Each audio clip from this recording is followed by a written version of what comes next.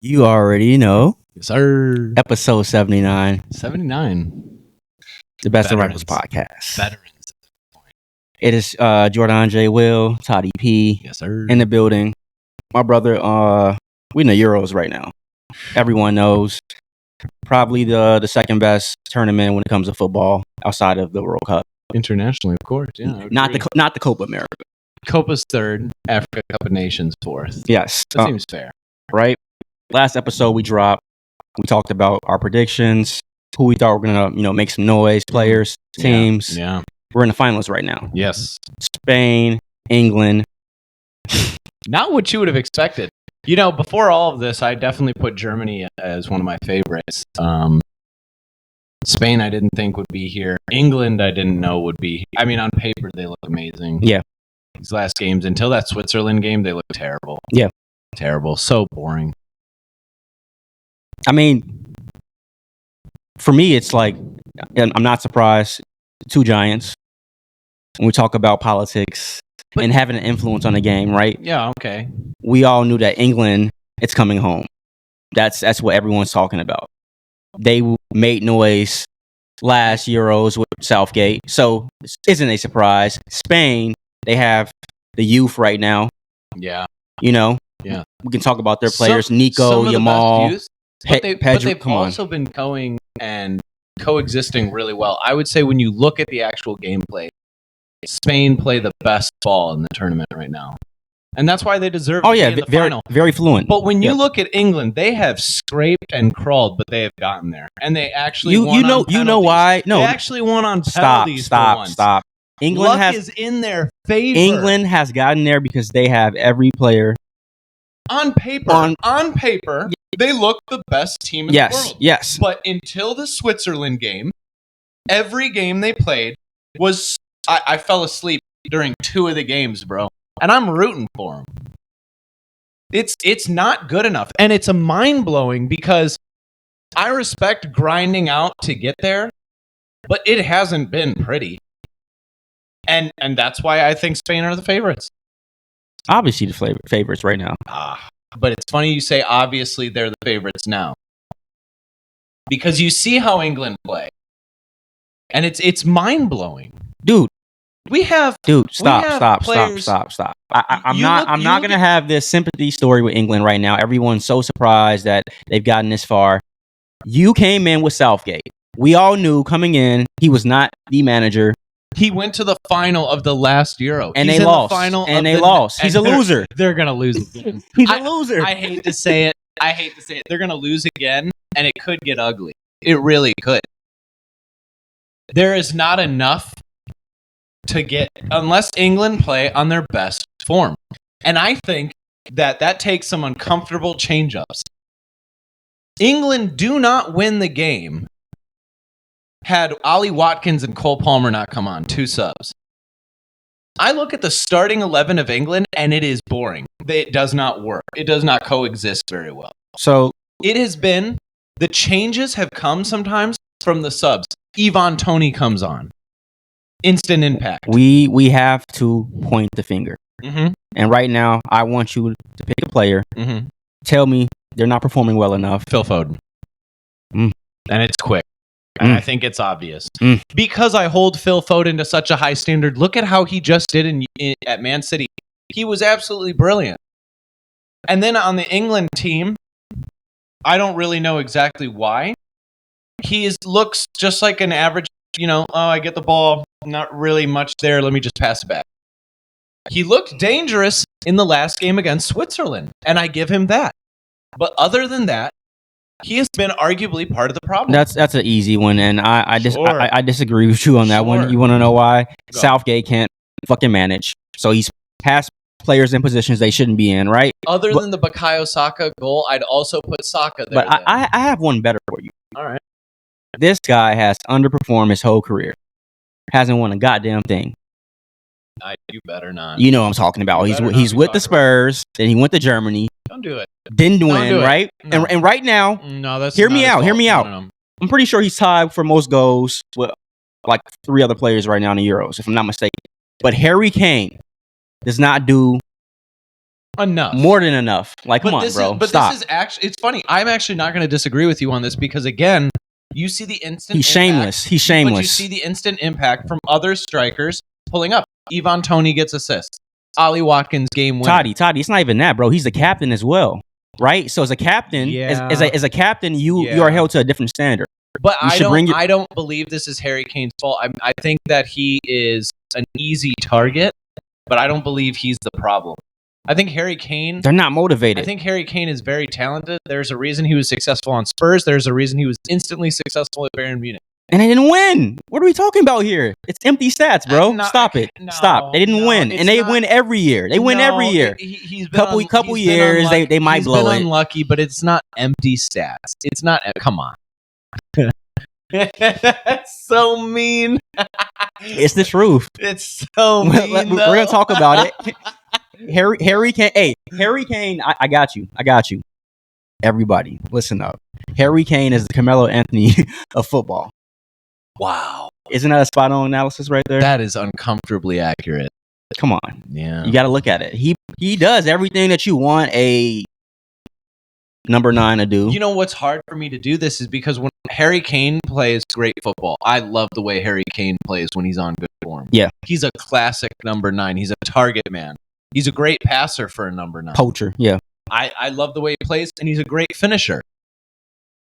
So I don't think Harry Kane is the specific issue here. Okay. But the way the game is played throughout the midfield, has Declan Rice done enough? Wait a sec. Wait. Oh, hey, stop. I'm sorry. No. If you want to say one person on that England team that has shown up these Euros, Declan Rice has. Okay. Go look at the stats.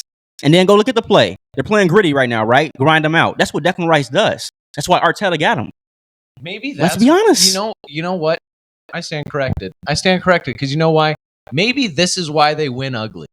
Yes. This is probably why they win ugly. The grit. It's the grit. But can the grit...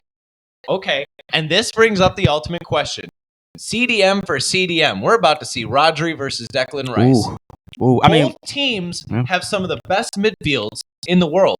Now, Spain's not going to have Pedri or Gavi, and they're still going to win because Rodri's going to run a clinic. And you know it. And deep down in your soul, you know it. I'm glad you... I respect Declan Rice, but Rodri is still number 1, and I fucking hate to say it. I hate it. And I'm glad you transitioned into the Spanish team because we have to talk about it, right? The obvious. Go ahead. This kid is 16 years old. Oh, here comes the hype. At 16, what was I doing? I was playing video games, doing homework. Yeah, exactly. Normal. Dreaming that I was going to be, hopefully playing. No. This kid is in the Euros right now, right? Outside of that, he plays for Barcelona. So that itself... Like such a hater. Stop it, Todd. 16 in the finals. Had the goal. The marvelous goal. About to play England. Yamal isn't the best thing since Messi. You telling me that's a lie? I think he's overhyped. I think at youth, no, he's not overhyped. He's going to be amazing. He's not going to be the Messiah. Real Madrid are still going to run La Liga for a while. And Nico Williams coming to Barcelona possibly to play with Yamal is not going to change that. They have too many holes. They can't keep up with him currently financially. Yeah. And I think Lamine Yamal is a talent. And he's been brilliant throughout the Euros. Absolutely fantastic. He's been the best creator, the best attacker. He's so right good. Now, easily. It's just, It's not even discussion. As a fan, I don't want to have all this passion around the hype when I've seen Bojan Krkic, Ansu Fati, and countless others not perform like this. So overhyped. Not at this. I am the biggest Barcelona hater. I hate La Liga. I hate them. I have beef with them. We can go to TikTok. Look at the comments. We have hatred for each other, right? But I can also sit back and say, damn, this kid is nice. And this kid is fucking nice, bro. No. Pressure moments, bro. He is nice. 16 grown-ass men. I'm sorry, bro. That's different. That's different. There are levels to this. Lamine Yamal is not Lionel Messi level yet. He is a great player. He is going to be a top player for the rest of his career if he stays healthy. But he's 16. Going to be 17 soon, if not tomorrow. Yeah, I think it is coming Happy up. early birthday. Hey. Doubt he cares. But honestly, it's too early. What he's doing right now is fantastic. Yeah. He shows the talent to be and will likely be a top 10 player in the world for the rest of his career. But he's not Messi. He's not Ronaldo yet. There's levels to this. And he's already proven to be. All I'm saying is if this kid wins a Euro, right? Yeah. And he goes back to Barcelona. Right. Is Lamine Yamal Conversation given? needs to be had. Is he given the player of the tournament if Spain win? Absolutely, bro. Right now, he's leading in assists. So, I mean, that itself, if you lead in the category, in my opinion, and you get your team there, that means you're doing something right. If he scores a goal with that, that solidifies it. That's in the final. The only youngster to do that, right? Right. He's gonna break anything he does right now. He's breaking records. So for me, yes, he has to win that. And then you look at Barcelona. What's going to be their next step, right? Because obviously, this kid's pay is going up. The price tag is going ridiculously up right now. The problem is that Barcelona know that they need to build around this kid. They do. But financially, they need to make the right decisions. They need to make sure to stay the course even when it gets tough. Right now is a building period. I think this needs to be looked at as a transition. You know that Barcelona are not going to win La Liga, likely, for the next 3 years. Minimum. Crazier and unless things something happen. crazy happens, yeah. The fact that I see Mbappe and then Endrick and all this talent, all this young talent already pre-made and ready and set to go. Arda. Come on, who doesn't even get playing time? And we'll get to him. Yeah. But facts. you get my point. It's a lot there that you got to compete with. I don't think Lamine Yamal is enough. I don't think Barcelona have it in them yet. Yeah. Got a lot of time left, especially with a kid like 16. He's got a lot of career. Just hopefully he stays there. Yeah, I mean, I respect it. I'm all about, being very patient with young players, Yeah. Because things change. Mason Greenwood for me, right? Yeah. Crazy circumstances happen. So we never know. But I don't know. I've been very impressed with this kid's play. Just like I said, in a tournament like this, against the players that he's playing against, the pressure, that's amazing. It's amazing, bro. It's amazing. A lot of career left.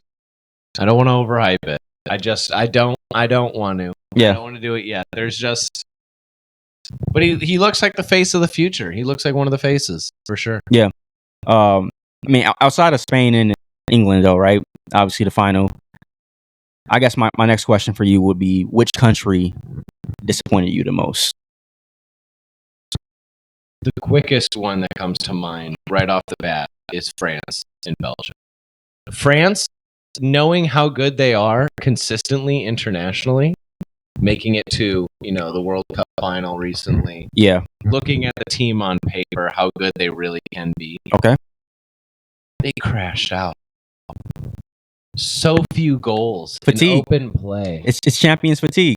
They won probably two to three major tournaments.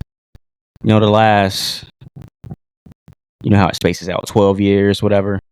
So champions fatigue at this point, right? You got Mbappe going to Madrid, so he doesn't care right now. Still new players. They still won it. They were heartbroken after the World Cup. I expected someone to come out with a little grit. I honestly wouldn't have been surprised. Before all this, we had put them in one of the top title contenders. I think you're full of shit, Todd. France actually did way better than I expected.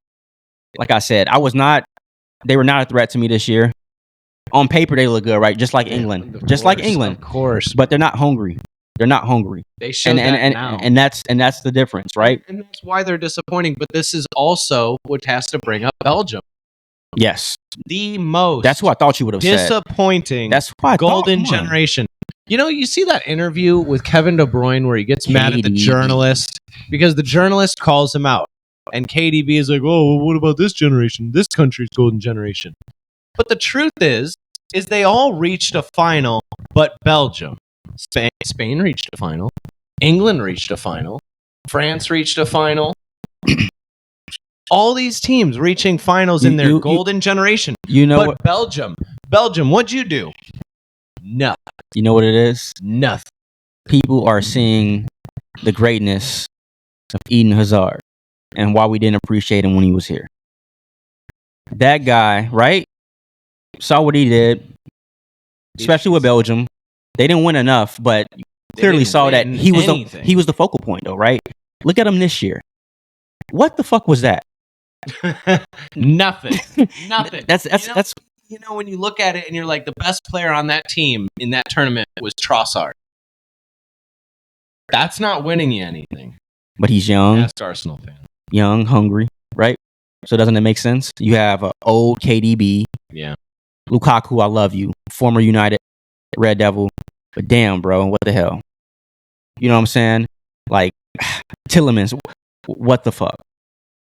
Witsel, I know you're kind of older now, but what the fuck? Vertonghen, what the fuck? Like, there's too many vets over there. I look at Lukaku. At the end of the day, when you look at tournament football, it's not even about how well these players coexist. Sometimes it comes from corners, it comes from free kicks, it comes from just, random play in the box. You miss that many open chances. I'm a Liverpool fan. I love Darwin Núñez. You got to finish your chances. Darwin, we'll talk about that. We'll get to that, but you get my point. You got to finish your chances. If Lukaku is your only top choice at number 9, that's not going to win you anything. I got one for you. Next. What are we on? We mentioned those countries, but I think the one that has to be talked about is Portugal. You talk about a golden generation and winning things and making noise, right? Yeah. What have they won outside the Euro? Even with that Euro, it's a lot of controversy. I think when I look at Portugal, I'm disappointed because as a Ronaldo fan, I wanted more. But Ronaldo looked tired. He's not the same Ronaldo. Why is it that everyone comes for Cristiano? I don't want to, but the reason why I do bring this up is because when, they really wanted him to score. They really wanted him to be a success, and I get that. But it wasn't panning out, and sometimes you have to make the tough decision. And when they decided to take Bruno Fernandes off, it was mind-blowing.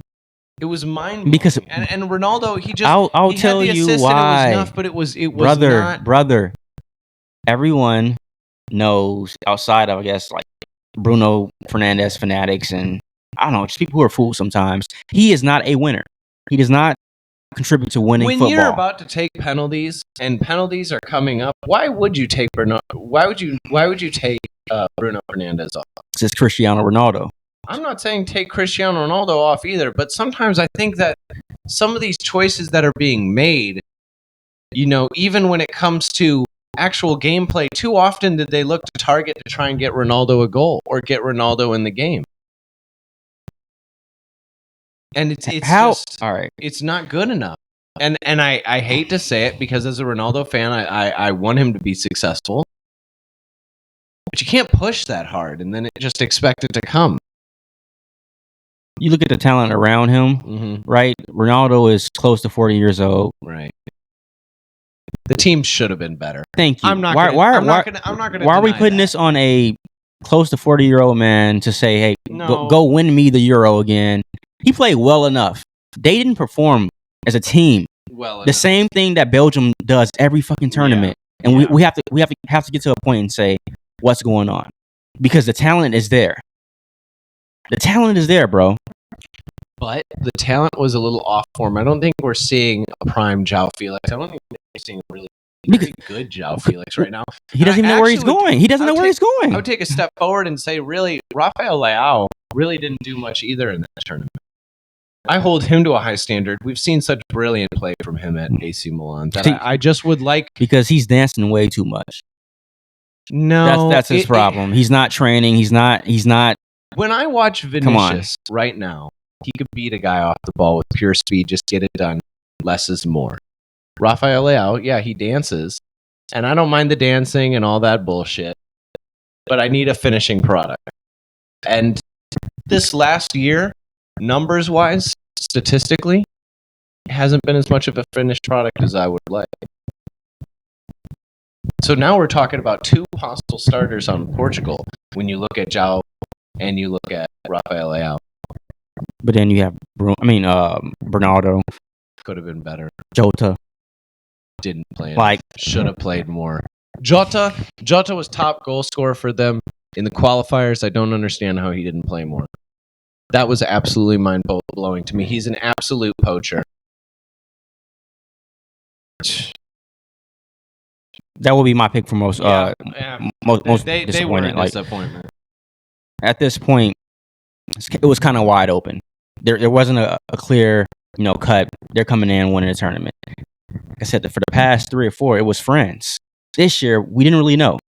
This is Portugal's best shot, in my honest opinion, of saying, hey, let me go and get it. They didn't do it.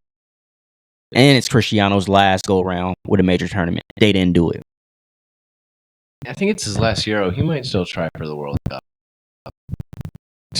They don't want to play Gonzalo Ramos. Let's brighten the mood, though. Right. Most surprising. And I'll start it off. For me, I didn't see this country coming in and making noise like this. I guess I haven't really seen a lot of players from their country, show up in big leagues like that. They don't really claim Mesut Ozil, so you know how that goes. But Turkey, obviously led by their golden boy with Arda Güler. Madrid's trying to see if he's going to be, the next man, and he steps up just like Yamal has. And at one point, probably was producing way more than he was. They go pretty far in the tournament. Lose, was it 1 goal? I think so. Extra minutes. I'm not too surprised. Turkish fans are some of the rowdiest fans at the tournament. There's so much passion in that team. But Arda Güler has proven that he needs that stat time. Turkey pulled up. They're overall they're a very good squad. But for me, I'm taking it to the motherland. Let's talk about Romania. There's not many stars you can name on that team outside of Dragushin on Tottenham. There's not a lot of options. All right. But what was it that brought them and Turkey through? Yeah. Heart. I see what you're getting at brought here. Morocco to the semifinals of the World Cup? Heart. The Croatians, heart. Yeah. I see what you're saying here. Okay. Yeah. 10 dogs on that field, ready to go at it with a goalie putting his time on. All right. So, do you think they come back World Cup and they also make some more noise, or is it just a one time? And I don't know. He says pushing it now. I don't know. We'll see. But I'm proud of how far Romania made it. I was happy to see them even make it out of the group stage. So for that, they could make it right there into my surprise. But late surprise. Okay. England. Hear me out. I'm not saying at the beginning we were all surprised at them being successful. But when you saw those first few games, how boring they were. Yeah. You probably were thinking, oh, okay, this is not top form. They're going to lose at some point. They've gotten a nice ride.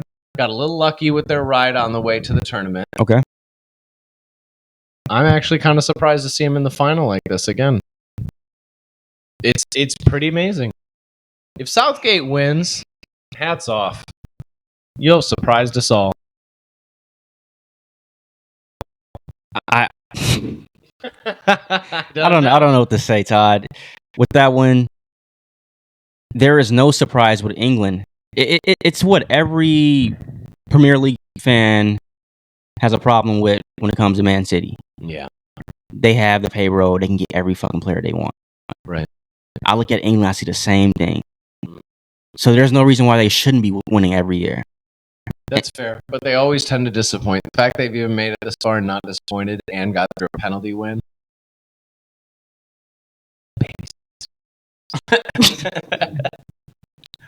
All right. I guess with that, you have players stepping up.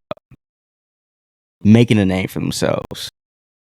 And like for me, I always think of like James Rodriguez, right? Colombia World Cup.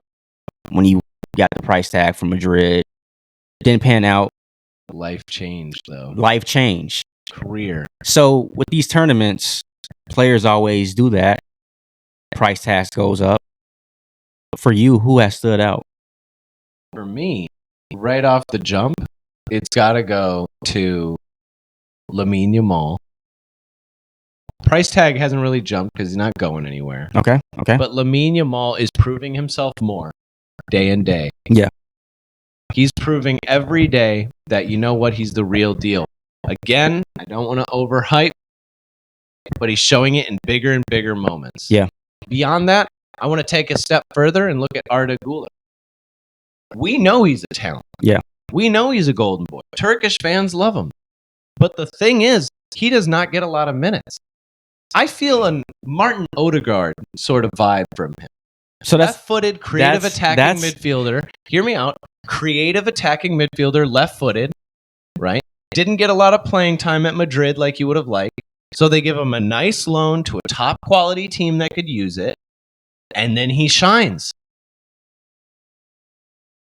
That's what I was going to actually pitch to you when you brought up Güler earlier. Does he at some point think about jumping ship? Depends on playing time. It's crowded at Madrid right now. It's very crowded. Very crowded. It's very crowded. And you've got to wonder, though, in that specific position, which, by the way, is usually in that midfield, especially with Bellingham, Tchouaméni, Camavinga, and Valverde. And they're all young. What do you choose from? And that's not including Güler. But Toni Kroos is on his way out. That's not enough. Right? So I'm saying he's filling a position, and he's clearly showing us right now that like that role, yeah, he can fulfill. I understand, but it becomes down to the fact that it's so much. They have an absolute plethora of riches. Yeah. You get that much to choose from.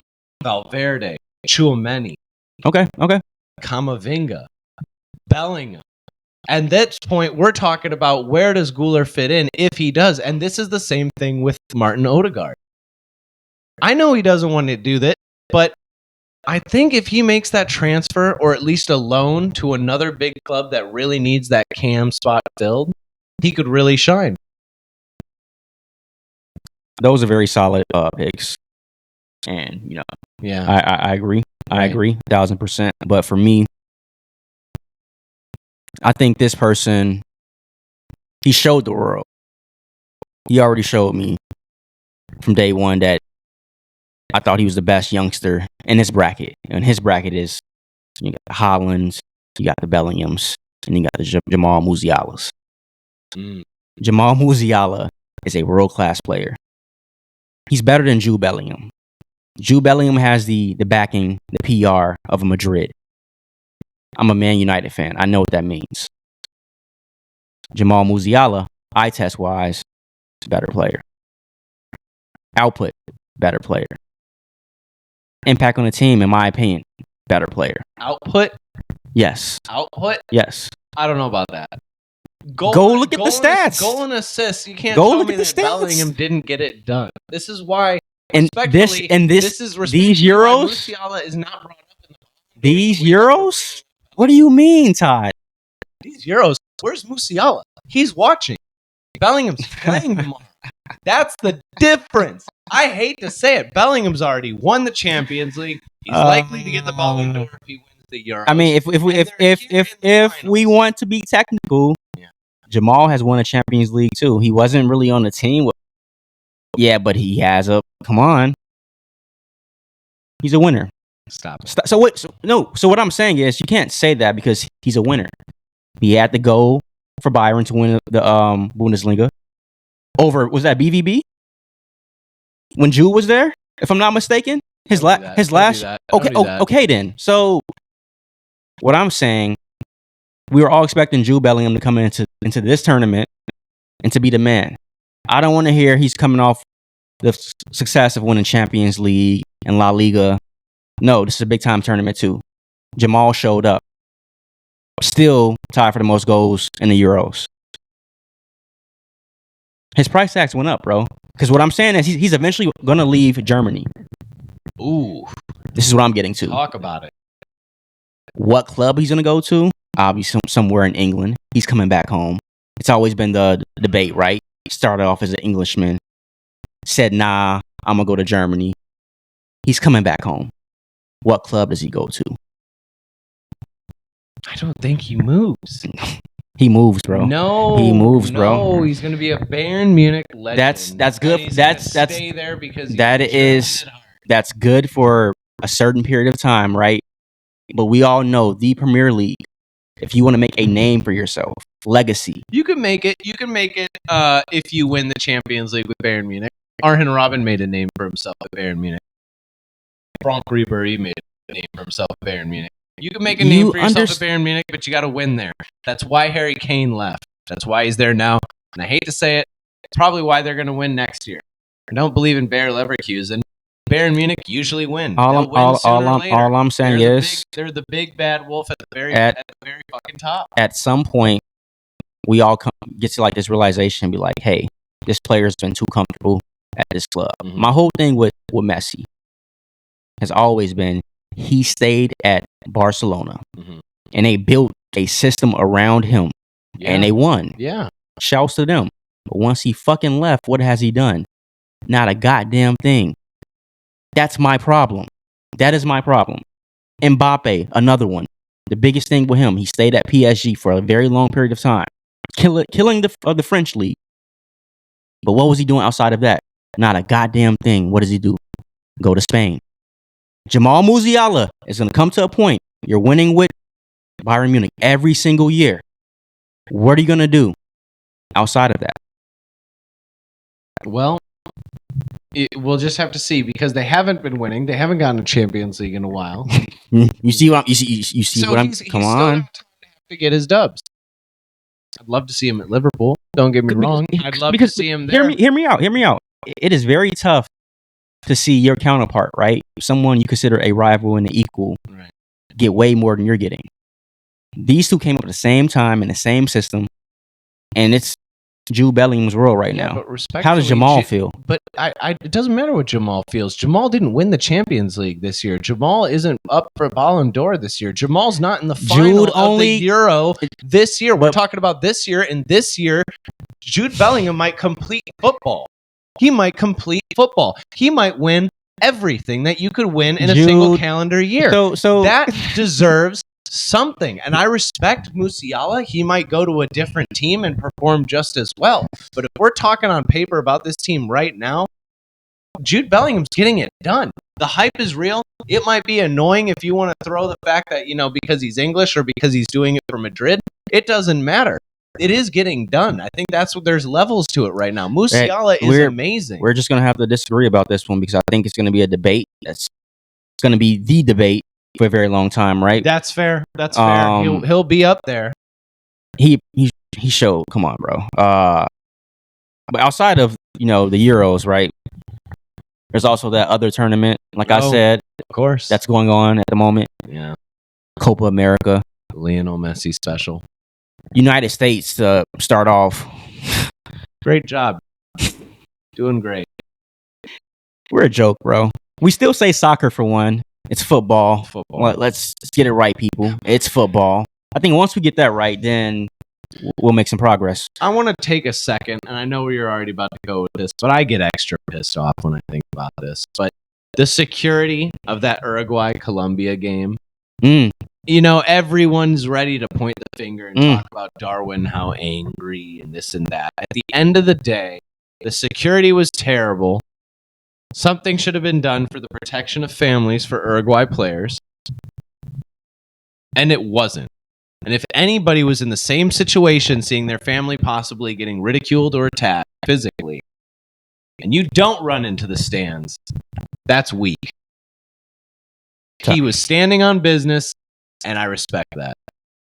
But it makes us look like a fucking joke. And you know it. And this is why Copa America stays below the Euro and the World Cup. Yeah, so that's what I was kind of going to get to. First off, there's no place in the game for some bullshit like that. No. We're coming there to enjoy what we're seeing on the pitch, not violence and nonsense. And I don't blame Darwin. I would have hopped in the stands too if it was my loved ones and my family. You're not about to threaten them. But then, like you said, Copa America, at some point you have to put some order and authority in. Yeah. And my biggest thing with them, it's always absolute chaos. It's chaotic. The way their fucking groups, the group stages, the game, it's nonsense. And it all suits one fucking country. And we know who it is. They're in the final. They disgust me. It is what it is. But the tournament, I'm just not a fan of. So let me ask you They got to change it. Let me ask you this, okay? Argentina, Colombia final. Does Colombia stand a chance? Are we just going to see the reign continue with Argentina? It's going to be, I can tell you right now how it's going to play out. To the bettors out here. Jordan's picks. 0-0, 90 minutes. Ooh. We go to extra time. Ooh. Going back and forth. 115th minute. PK Messi. All right. Ready for this? 3-1 Argentina. Arturo Martinez, Julian Alvarez, Lionel Messi. Maybe a goal from James or Luis Diaz for Colombia. Right? I think the Argentina reign continues. Colombia will put in a good fight. They're great offensively. They look great. This is one of the best Colombian teams we've seen in years. But I don't think it's going to be enough. Unfortunately. What's stopping it though? Is it that Argentina? We're talking about the World Cup winners, and they're doing exactly as they're expected to do. They're pulling up and they're winning as they're expected to do. They're not playing Garnacho. No, you know what? To take down the champ, you got to be just as good, if not better. And I look at Colombia and I think they're great. I hope to be pleasantly surprised. I'll be rooting for Colombia, but if I had to put my pockets on it, I'm going with Argentina. Smart, man. I like that pick. It is what it is. If you are a betting man, I will say agree with Toddy P on that one. You got to go. It's like betting for Canada. Don't be Drake. It's the right pick. Don't be Drake. $300,000 down the drain. All right. Chill. We're gonna switch it up. I don't like that. You're getting a little too personal. For me though, it's really good actually shooting this podcast today because it has some great news. Oh, you're so happy. I knew you were saving this for the finish. I knew you were saving this for the final. I had to, really sit back and just appreciate, what was going on with this one. All right. Are you surprised? First off, tell him.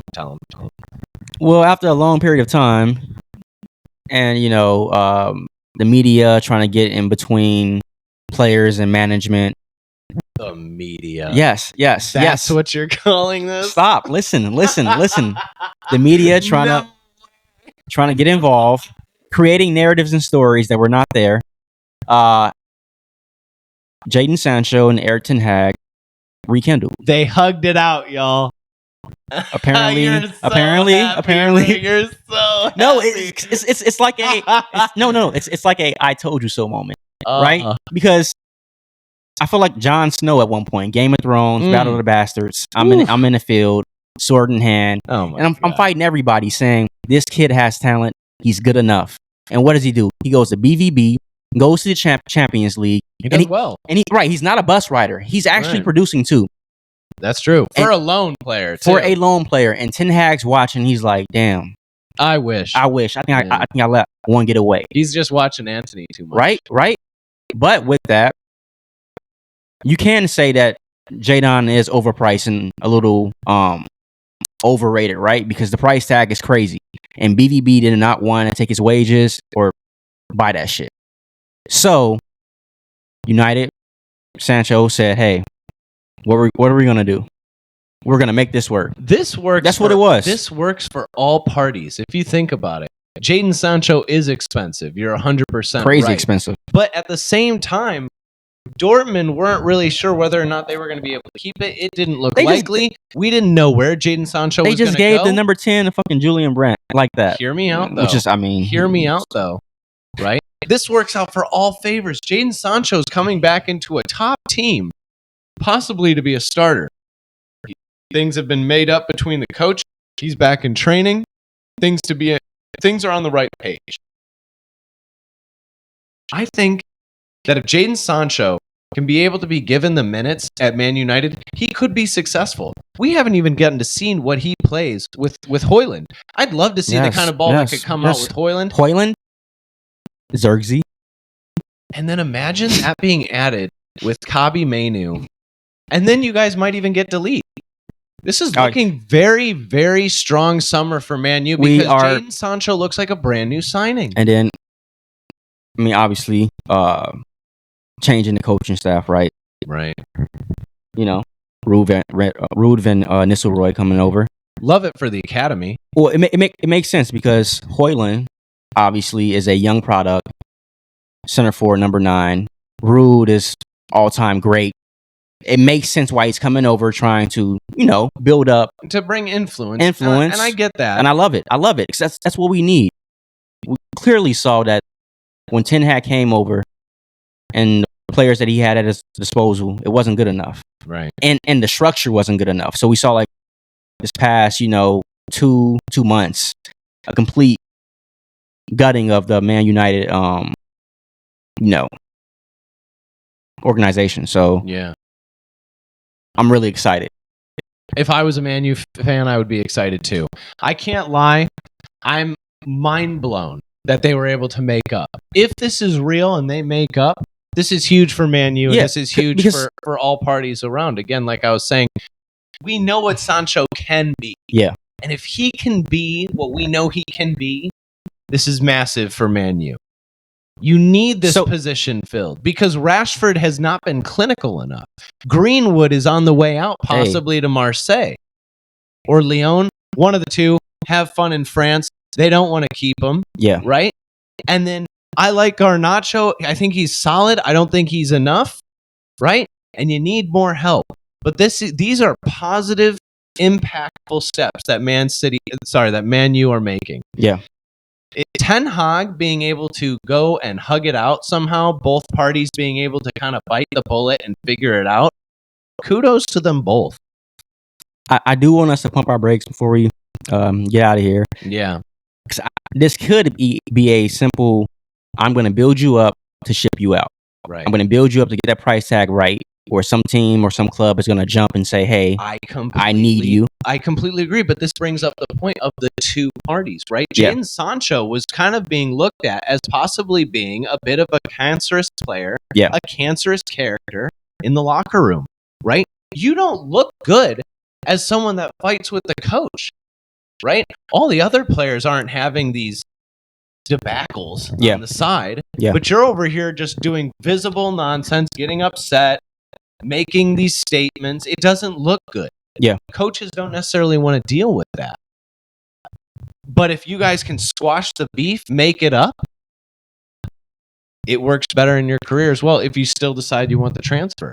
I just love that they both realize that this is BS. Yeah. The media can really drive a wedge between two people, especially, when it's misunderstandings. And that's what I clearly saw. And they both knew it. And they said, we're men at the end of the day. We want to win. So what are we going to do? Apologize. And they both did. It is what it is. We're moving forward. And that's what Man United needs. We don't need that toxic shit in the locker room that we, had to endure for the past 2 to 3 years. We had Cristiano Ronaldo, all-time great, at the tail end of his career, and he had to experience that. It's a damn shame. This is a changing point, in our evolution as a club. We'll see. We'll see, though, because it could easily switch back to toxic after 3 games not played or something. That's just the... We're still going to see because, Man U could still be faltering. That's the Liverpool fan in you. But, hell yeah. Nah, great talk, baby. Bro, great to see you. Per usual. Always, brother. Yes, sir. Episode 79, The Best of Rivals podcast. Yes, sir. To follow on the socials at The Best of Rivals, TikTok, Instagram, Twitter, X, all that good stuff. YouTube, all of it. Spotify, Apple Podcasts. Show love. Tell them. But yeah, it's been good cooking, and we shall be back. Deuces.